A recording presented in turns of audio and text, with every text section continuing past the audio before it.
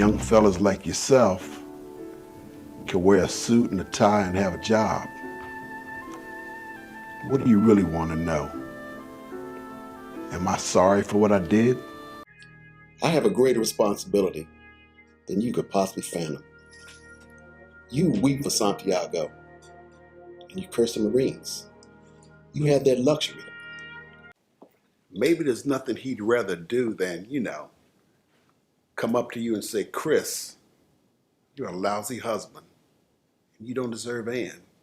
Maybe there's nothing more he'd rather do than walk up to your face, look you right in your eye, and say to you, no, I didn't come up here to talk to you about no Strange. Really?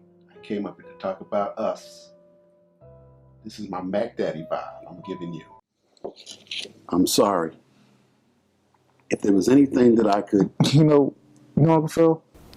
Before he left Saudi Arabia, someone gave him $250,000.